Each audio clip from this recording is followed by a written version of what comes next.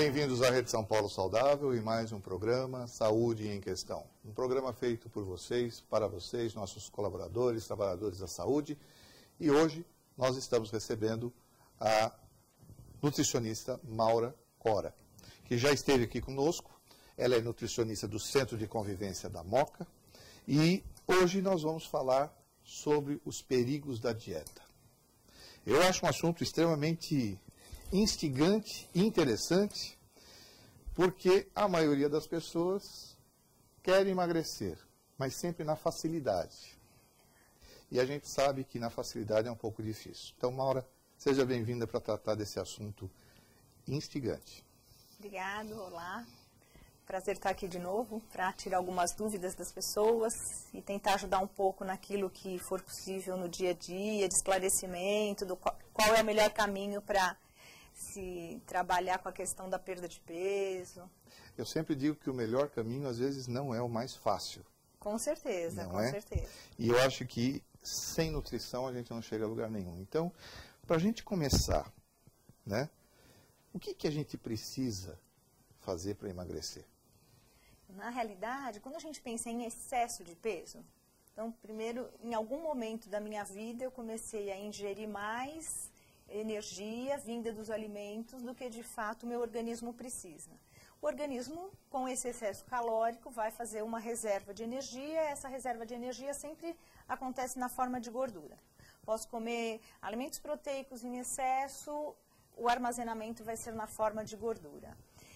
Consequentemente, se eu vou pensar em perda de peso, eu tenho que criar uma deficiência de energia, então eu vou ingerir menos quantidade de alimentos do que o meu organismo necessita, e isso vai favorecer uma busca dessa energia na poupança de gordura que eu tenho, consequentemente eu vou perder peso. Então existem 1000 maneiras de se perder peso, o que não significa que qualquer maneira que faça com que a gente perca peso seja uma maneira saudável de emagrecer. Né? Quando a gente fala de moda, dieta, a moda está inclusive nas dietas, nas condutas, e como você falou, a questão da facilidade. Então, a busca por algo que de fato não me leve a mudanças, que eu não tenha sofrimento. Existe uma busca muito grande por esse tipo de tratamento. Fácil, que eu não tenha que mudar nada, mas que consequentemente eu perca peso. Agora, o nosso organismo, ele é facilmente adaptado, ele se adapta. Ao mesmo tempo, as células gordurosas, elas estão sempre ali atentas para ficarem gordinhas. Elas não gostam de ficarem magras, né? Então, por conta da própria natureza, quer dizer, nós somos mamíferos e aí nós dependemos dessa capa gordurosa muitas vezes para proteção. E a pergunta vem, como é que eu faço para tentar tirar um pouquinho a ideia da minha gordura, dela continuar inchando? Na realidade, quando uma dieta equilibrada, alimentação, dieta, às vezes eu não gosto nem de falar a palavra dieta, porque dieta é uma palavra derivada do grego, é uma palavra que lembra restrição. De fato não seria, todos nós fazemos dieta, saudável ou não, normal em calorias, baixa em calorias, com excesso de proteína ou não, e assim por diante. Então, a alimentação, ela deve ser harmoniosa. Nós precisamos de vários nutrientes para manter o organismo funcionando de maneira eficiente, de maneira adequada. Então, para isso, nós temos vários grupos de alimentos. Esses grupos vão fornecer determinados nutrientes e a diferença entre o que eu preciso para o que eu não preciso, ela vai na quantidade, que eu preciso de alimentos ricos em carboidratos, arroz, batata, macarrão, pão, a quantidade que eu preciso dos alimentos proteicos, a quantidade que eu preciso dos alimentos ricos em vitaminas e minerais, e isso é como uma orquestra, ela tem que funcionar em harmonia. Quando nós restringimos um determinado grupo de alimentos, você pode até perder peso num primeiro momento, mas a longo prazo você vai ter que saber como que esse alimento deve compor a sua alimentação. Essa harmonia faz com que, de fato, essa gordura não seja armazenada de uma maneira excessiva, que você tenha todos os componentes que a sua alimentação precisa para serem utilizados e produzir hormônios, manter pele, cabelo, enzimas, crescimento celular, manutenção de células que morrem e as outras que nascem. Então, esse equilíbrio, né, que nós chamamos de homeostase, esse equilíbrio químico, que o nosso corpo é pura química, ele deveria ser respeitado. Não adianta inventar tirar determinados nutrientes, que de fato no primeiro momento até levam a uma perda de peso, mas na minha opinião até ilusória, né? Porque não se mantém. Então, aí vem a pergunta, de onde vêm essas dietas milagrosas, né?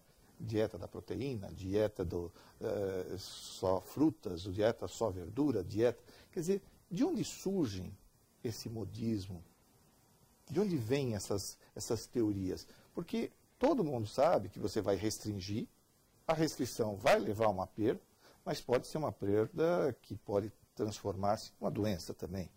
Automaticamente, você está restrição de algumas substâncias pode levar a outras doenças, né? E, por outro lado, o efeito sanfona vem exatamente disso, porque você não consegue ficar somente nesta dieta por anos. É isso mesmo.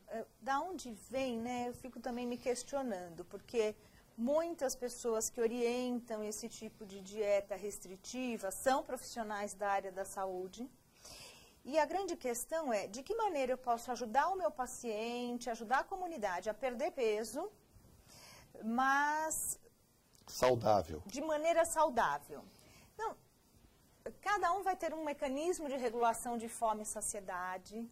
A gente sabe que a dieta equilibrada, uma alimentação equilibrada, favorece que esse mecanismo se mantenha íntegro. Sabemos alguns mecanismos do Centro de Regulação Fome e Saciedade, poucos, não sabemos todos. Sabemos que algumas pessoas têm mais fome de fato do que outras pessoas, mas na hora que você faz lá um questionário, um levantamento do hábito alimentar da pessoa, existem muitos erros nessa alimentação. Uma alimentação que é baixa em fibras. A pessoa não come verduras, ela não come legumes, ela não está disposta a aprender a comer, mas ela quer emagrecer. Ela come uma refeição muito à base da proteína, com carboidrato. A longo prazo, você tem alguns desequilíbrios e isso não favorece centro de fome e saciedade. É uma pessoa que permanece com muita fome e isso tem muita dificuldade com resultados de perda de peso. Por outro lado, a proteína, por exemplo, é um dos nutrientes que favorece a liberação de determinados hormônios no intestino, que vão começar a mandar uma mensagem lá para o nosso cérebro, para o nosso hipotálamo, falando, olha, pode parar de comer, né? Que é um dos mecanismos. Então, quando a pessoa opta por comer muita proteína, por exemplo, e diminuir ou zerar carboidrato, que é um nutriente que, oposto à proteína, favorece muito a compulsão, você até vê uma perda de peso, sem a pessoa passar fome. Então, infelizmente, esse tipo de alimentação, ela não reeduca, então, a longo prazo, a pessoa não aprende a ingerir o carboidrato, que deve fazer parte de uma alimentação saudável, porque disso depende a produção de todas as substâncias no nosso organismo. Como eu falei, é uma orquestra, né? É uma orquestra que tem que ser harmônica e eu vou precisar de todos os nutrientes para compor. E o que chama a atenção é exatamente isso. Aquela pessoa que vai ficar só na proteína, ela vai continuar ainda produzindo um pouco de gordura, vai ter aquela reserva, né? Ela vai emagrecer, mas ficar naquilo pode levar a uma sobrecarga renal, uma sobrecarga hepática, gera outros problemas. Eu acho que esse é o fundamental para as pessoas entenderem do risco das dietas. Com certeza. Milagrosas, né? Então, uma dieta, porque assim, a gente acaba falando muito da dieta rica em proteína e zero de carboidrato, porque ela está na moda, ela é muito forte e as pessoas veem resultado rápido, imediato. Todo mundo quer, né? Sim. Você leva 10 anos para ganhar peso, mas você quer emagrecer em um mês aqueles 10 anos que você engordou. Ok, esse tipo de dieta realmente é como você fala, doutor Paulo, ela aumenta muito também a ingestão de colesterol, porque os alimentos de origem animal proteicos são ricos em colesterol. quando as pessoas também optam por embutidos, que essas dietas muitas vezes acabam agregando muita ingestão de embutidos, são os alimentos sabidamente mais ricos em sódio, e hipertensão é um problema que está atingindo quase 30% da população, e é um sódio que você não percebe, né? Não é que você sente um paladar, nossa, isso está muito salgado.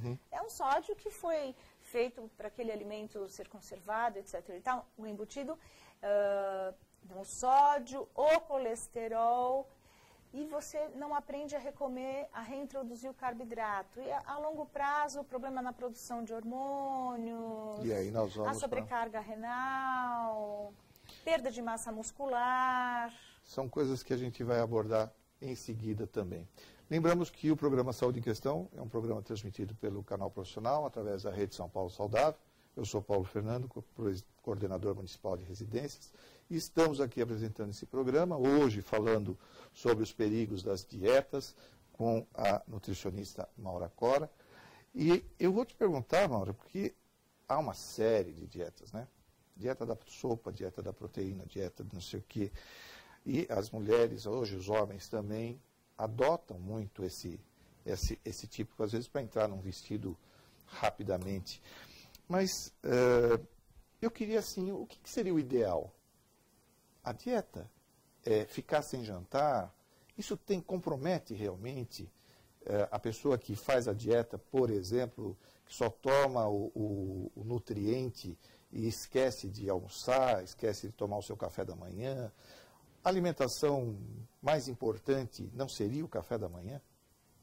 Sem dúvida. O café da manhã, você passou a noite inteira em jejum. O seu organismo está vivo, então ele está consumindo os nutrientes, a energia. Você passou a noite inteira em jejum, acordou, você vai começar o seu dia. O ideal é que você tenha uma refeição adequada. Uma refeição adequada, você tem que ter uma fonte de carboidrato, que pode vir de um pão integral sempre melhora o teor de fibras da refeição, melhora o funcionamento intestinal. Esse pão pode se transformar num cereal, uma aveia, uma granola.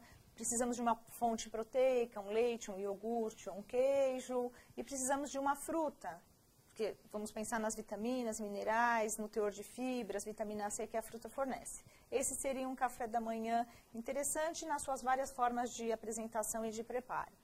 E, consequentemente, aquela história de comer a cada 3 horas, sim, ela é verdadeira. Comer a cada 3 horas favorece que se coma menos nas refeições, favorece que o jejum não seja muito prolongado, porque jejum prolongado pode aumentar a produção de ácido úrico. Uma das questões de ácido úrico elevado pode ser um jejum prolongado. A fome que se chega na próxima refeição, ela está muito intensificada, ela está intensificada quando o período sem se alimentar é longo. E o que precisamos lembrar é a questão da nossa sobrevivência, e aí chamamos de lei da sobrevivência, da caverna até hoje, então da era primitiva para cá. Então, era primitiva, incerteza na dieta. Tinha que ser a questão da caça, a questão do plantio, períodos longos de jejum e uma eficiência metabólica, uma eficiência orgânica de reserva de energia muito grande. Então, o nosso organismo ele é muito sábio e ele faz uma boa reserva de energia. É fácil ganhar peso. A partir daí, se comermos a cada 3 horas, isso favorece um metabolismo que gasta mais energia, porque a ingestão de alimentos, ela tem o que nós chamamos de efeito termogênico, que seria, cada vez que aquele alimento é ingerido, todo o processamento, mastigação, digestão, absorção e excreção, tem um custo para o organismo. Vai existir um gasto de energia para que se processe todo esse alimento e o nutriente seja adquirido. E o jejum prolongado não favorece isso. Você tem uma redução do metabolismo, aí eu brinco e falo assim, o nosso corpo vai lá no chip da memória e pega esse mecanismo de sobrevivência lá do tempo da caverna e começa a reduzir gasto energético. Agora, quando você fala comer de 3 em 3 horas... Comer o que de 3 em 3 horas? Porque eu posso comer um chocolate, eu posso comer algo que não seja mais calórico e menos para me saciar. Por exemplo, eu posso tomar água. é uma forma de eu também estar mantendo o meu ritmo de alimentação de 3 em 3 horas? Não. A água é interessante você citar, porque a ingestão de água deveria girar em torno de 1,5 litro a 2 litros de água. 60% a 70% do nosso organismo é formado por água. E muitas vezes a pessoa acha que está com fome, mas é o sensor de sede pedindo para beber água e a pessoa vai lá e come.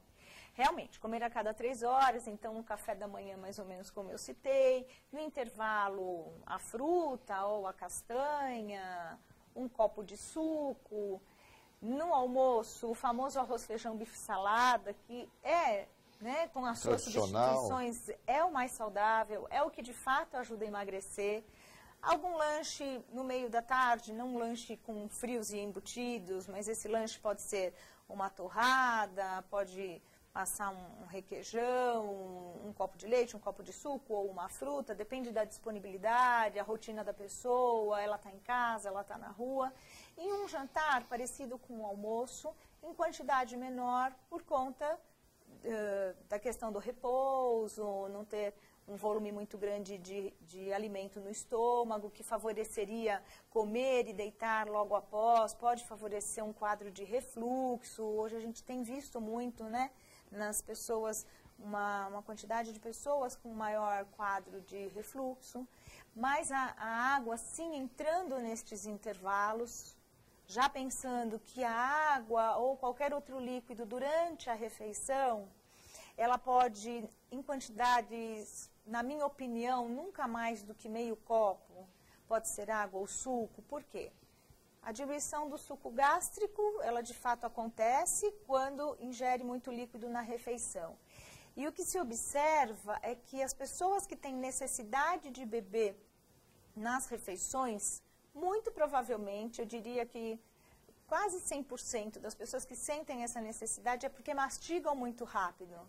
E o que vai fazer com que você procure o líquido sem perceber, porque é um hábito que se torna, o hábito ele é automatizado, nós não pensamos mais para fazer aquela determinada atitude, ele já não está no pensamento, ele saiu e ele foi para um local da memória do automatismo, mas muito para empurrar esse alimento mal mastigado, e aí gerando 1000 outros problemas. Agora, né? O sono interfere também no peso? Quer dizer, dormir mal ou dormir demais faz com que eu engorde ou eu emagreça mais rapidamente? Existe isso também? Existe, favorece, sim. Existem até trabalhos mostrando que trabalhadores noturnos têm um ganho de peso significativo, cursam para um quadro de obesidade, e nós sabemos que os hormônios têm horários determinados para serem produzidos.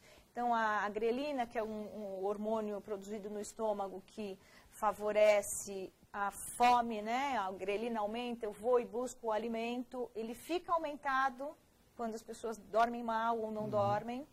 E a leptina, que é o hormônio produzido no tecido adiposo, que seria um hormônio que faz com que a gente perca a fome, ele diminui a sua produção, então fica um quadro inverso, né? Aumenta o apetite e o inibidor de apetite fica minimizado. E esse descontrole faz com que a pessoa acabe facilitando o aumento de peso, cortisol aumenta, cortisol aumentado também favorece depósito de gordura. É importante a pessoa evitar colocar 2 tipos de carboidrato. Isso é uma orientação.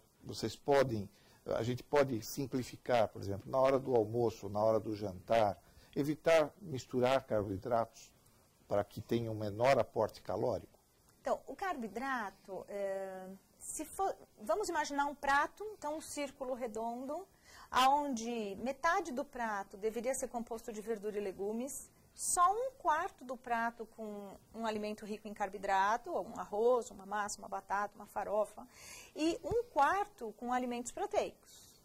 Lembrando do feijão, que é um alimento que infelizmente a população está ingerindo menos, mas é um super alimento para emagrecer, para reduzir gordura abdominal, para reduzir colesterol, para reduzir glicemia, para melhorar intestino, porque favorece a proliferação de bactérias boas no intestino.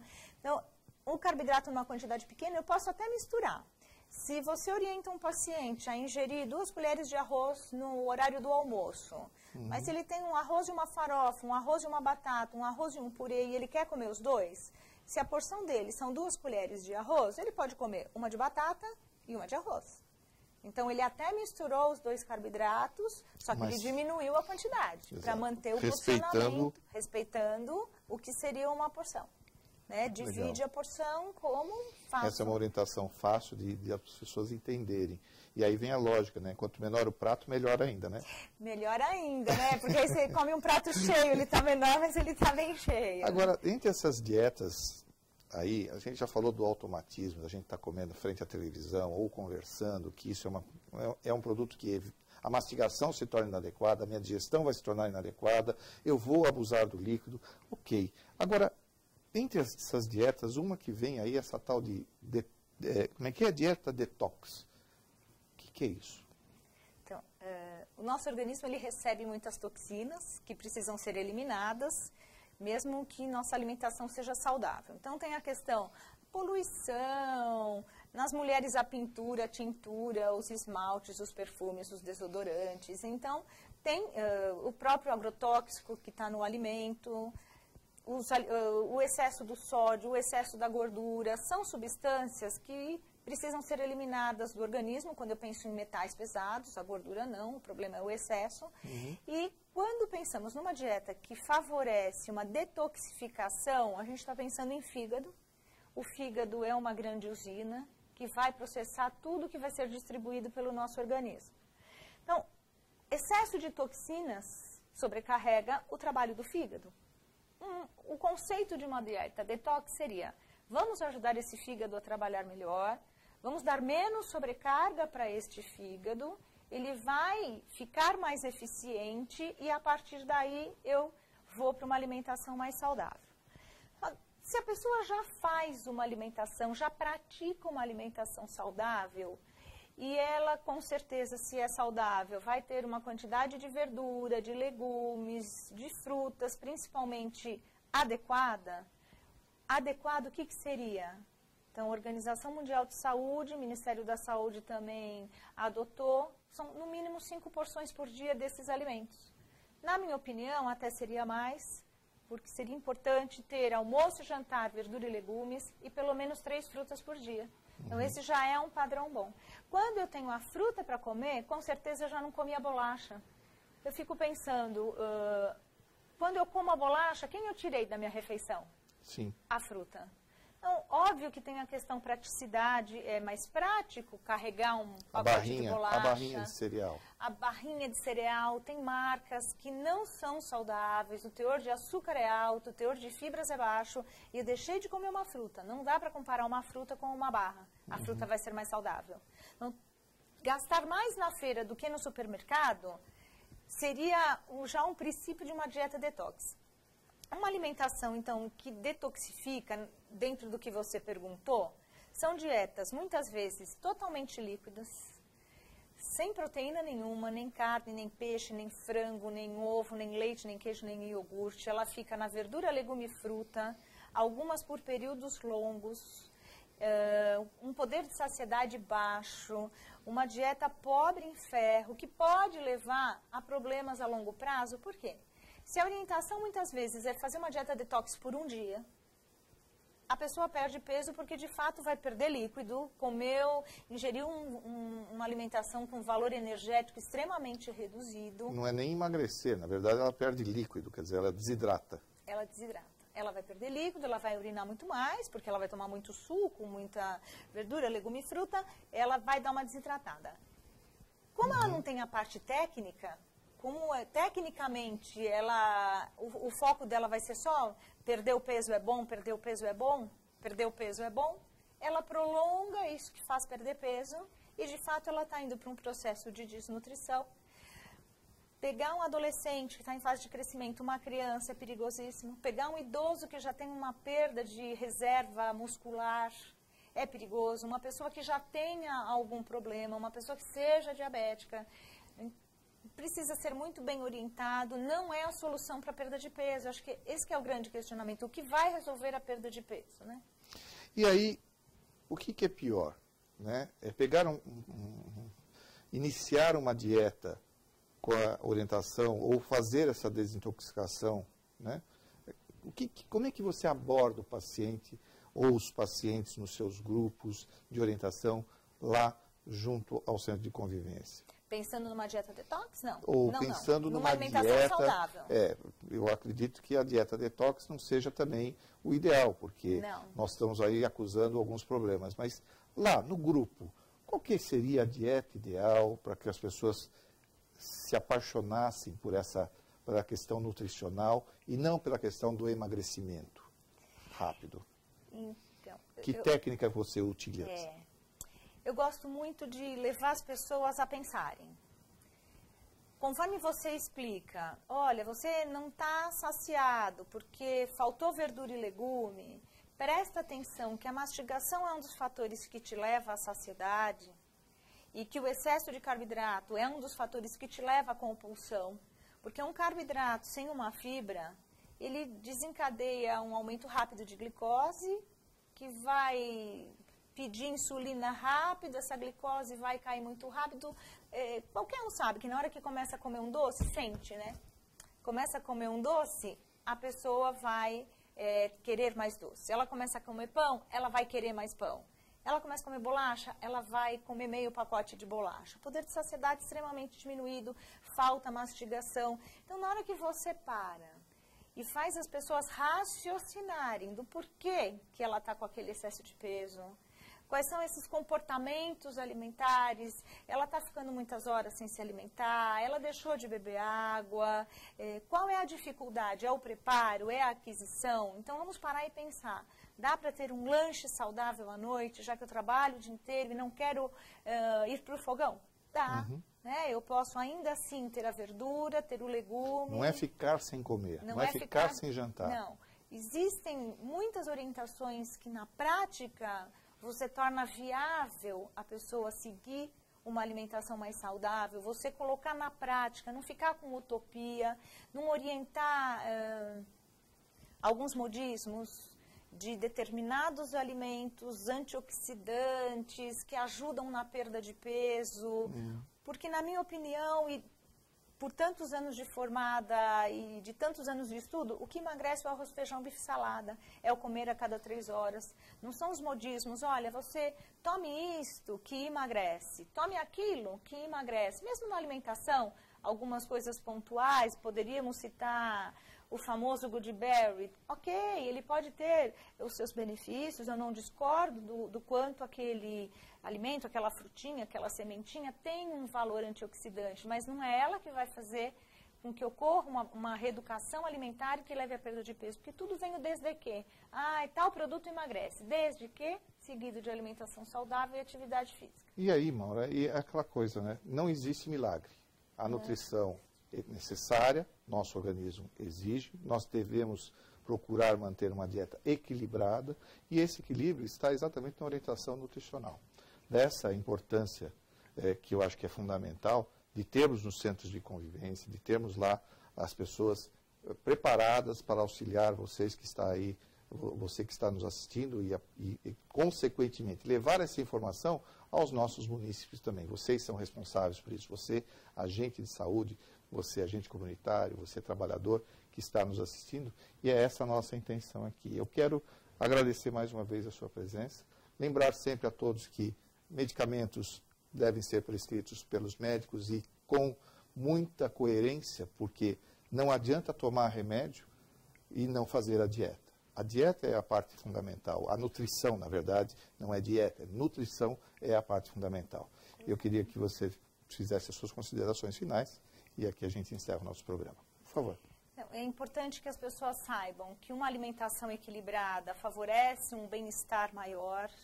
Muitas vezes, para perceber que estou me alimentando mal, eu preciso começar a me alimentar de maneira saudável e perceber o quanto o meu organismo se sente mais disposto, melhora o sono, melhora o funcionamento intestinal, melhora o ânimo. E que esse trabalho de reeducação alimentar, ele não acontece em uma semana, ele é um processo onde temos que parar, avaliar, refletir o que eu estou fazendo de fato com a minha saúde, porque eu dependo dela para ter uma qualidade de vida conforme os anos passam, conforme o envelhecimento. E é isso que vai evitar o efeito sanfona. E é isso que vai evitar o efeito sanfona. Então, emagrecer, né? Quem tem excesso de peso quer emagrecer, com certeza, esse é o caminho, é o que buscamos, é o que orientamos. Mas não é um emagrecimento naquele momento. A nossa intenção é orientar de forma que a pessoa emagreça para sempre, emagreça a longo prazo e que ela não volte mais a ser uma pessoa com excesso de peso. Obrigado, Maura. Ficamos por aqui. E o programa Saúde em Questão aguarda a sua dúvida. Canal profissional@prefeitura.sp.gov.br. É só mandar o e-mail, repassaremos. Obrigado e até a próxima semana.